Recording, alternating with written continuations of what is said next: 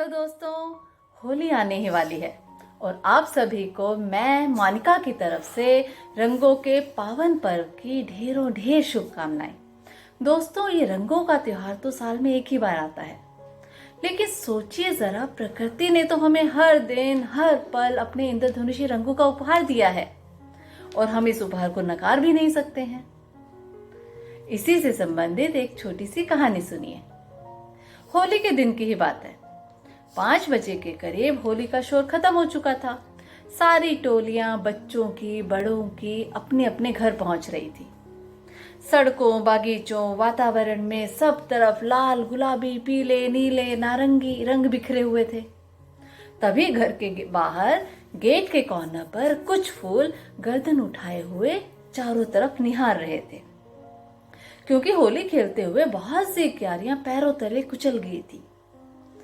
लेकिन एक छोटे से कॉर्नर पर कुछ क्यारियां ही बच पाई थी और हवा के मंद मंद झोंकों ने जमीन पर पड़े हुए सुर्ख रंगों को थोड़ा सा और उड़ा दिया।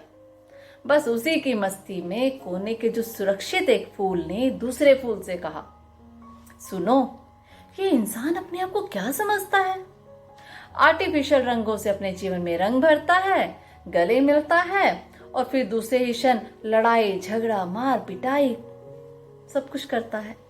तभी दूसरा फूल बोला, अरे ये तो नादान प्राणी है, देखो तो सही, हम इसके जन्मदिन पर, सालगिरह पर, इसके उत्सव में, त्योहार में, हर खुशी के मौके पर अपनी खुशबुओं से इसे महकाते हैं, पर ये तो इतना स्वार्थी है, इतना कृतघ्न है कि प्रकृति को ही नुकसान पहुंचाता है। हमें से सब कुछ सीखता है और लैब में जाकर थोड़ा फेर बदल करके अपने आप को बहुत बड़ा रिसर्चर समझता है। तीसरा फूल बोला, यहां तक कि प्राकृतिक साधनों की पुरानी टेक्निक को नया रूप देकर कॉस्मेटिक्स, ब्यूटी प्रोडक्ट्स, मेडिसिन आदि बनाकर अपने आप को बहुत गर्वित महसूस करता है। तभी उन्होंने देखा एक कपल होली के बाद नहा धोकर बाहर की तरफ आ रहे हैं। सभी फूलों ने जल्दी से नीचे सिर झुका लिया और खुद को छिपा लिया।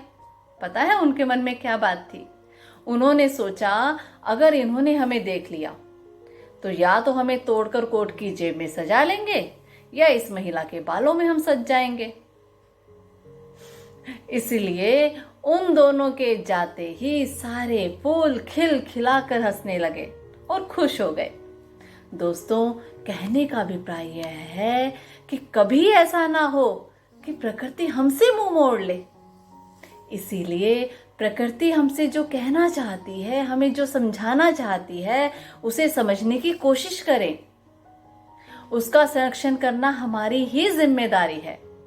जैसे प्रकृति अपनी सुंदरता को हर मौसम, चाहे गर्मी हो, सर्दी हो, बरसात हो, उसमें बरकरार रखती है और हमें फल, फूल, छांव सब कुछ देती है, उसी तरह से हम भी अपने दायित्व को समझें और प्रकृति को किसी तरह से कोई नुकसान ना पहुंचाएं, क्योंकि प्रकृति को हमें ही बचाना है, तभी हम बच पाएंगे।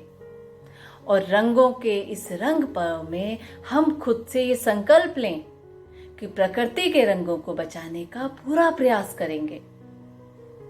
और दोस्तों, इसी के साथ अपने अंदर और बाहर दोनों तरफ की नाराजगी, परेशानी, कुंठा, दर्द, द्वेष, हर तरह के भाव के रंग को प्रेम और स्नेह में बदल देंगे, क्योंकि बदलने की ताकत सिर्फ और सिर्फ प्रेम और स्नेह में ही है। तो दोस्तों, मैं मोनिका फिर से आपको इस रंग पर्व की बहुत बहुत शुभकामनाएं देती हूँ। फिर मिलेंगे, तब तक अपना ख्याल रखिएगा।